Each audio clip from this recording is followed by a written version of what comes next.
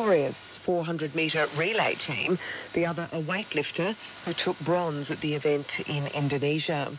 Malaysia's sports minister told The Times the two could still be stripped of their medals if their second samples, to be tested next week, confirm the initial drug-positive result. India is 2 for 114, trailing Australia by 354 runs. Three by captain Michael Clarke. He finished unbeaten on 329 and became the first player to reach 300 in a test match at the SCG. Sachin Tendulkar ended the day unbeaten on 8. Now recapping the main points again briefly. Burma vows to release more political prisoners. Bad weather stops the search for landslides. Across Asia and the Pacific, you're with Radio Australia.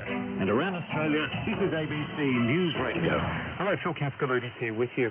A wild elephant is rampaged through a village in the southeastern Nepal, trampling 3 people to death. Police have told the AFP news agency the elephant attacked a village on the border in India, about 400 kilometres southeast of Kathmandu. Mohit Dawa, who used to head the National Authority for Combating Drugs, and his deputy were also convicted of accepting bribes from drug dealers. Cambodia has ramped up its war on drugs in recent months, resulting in hundreds of arrests, some involving senior officials. 2 high-ranking Cambodian army generals were arrested late last year for allegedly trafficking methamphetamine. National Park near the Hyson Trail. The fire started yesterday. It's now threatening properties in the area, and the South Australian Country Fire Service says it could take several days to contain. The state coordinator for the CFS, Brenton Eden, says the terrain is making the fire hard to control. We have seen the fire grow in nearly 360 degrees of the perimeter. It's funneling down, get on the wind direction, very difficult in the Flinders Ranges when you get these sort of conditions. And from South Australia east to Victoria, 150 firefighters are still battling a bushfire in Victoria's Grampians National Park. The blaze has burnt through 230 hectares of land. There's now a containment line around the fire, but crews are using firebombing helicopters to try to put out several spot fires. The incident controller, Russell Manning, says it's pretty about vegetation in there. It doesn't take much to spot over the track into remote country and run uphill before we can get to it. And police have found all missing boat crews safe and well after reports of a mini tornado at Lake Barrendong in central western New South Wales. Officers received reports a number of boats hadn't returned to shore after a severe hailstorm, saying no injuries have been reported.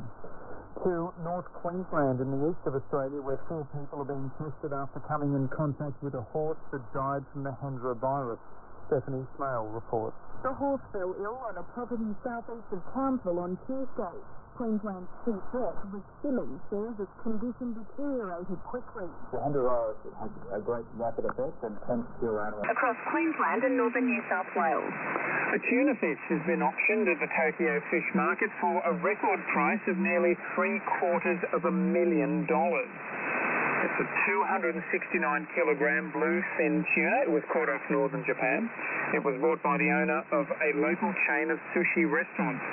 Last year, a tuna fish sold for more than $400,000. The project has been targeted by environmental protesters in the country over radiation fears, and Malaysia's Atomic Energy Licensing Board will decide whether or not to grant Linus a temporary license for the plant, and that decision will be made at the end of this month. If it gets the go-ahead, Linus Corporation's operations may start as early as February.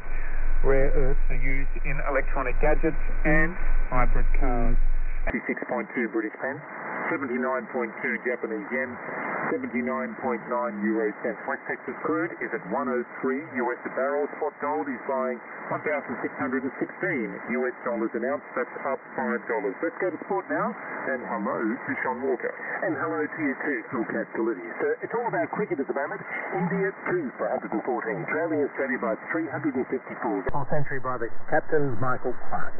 Now, Clarke says it was a memorable moment, but he won't be celebrating, at least until Australia wins the test. It feels pretty good now, but I don't think it'll sink in properly until we win the test game. Yeah, that's why we play. That was my goal walking out here today. Now, Australian fast bowler Ben Hill from the house claimed 2 wickets in the afternoon session, and Sachin Tendulkar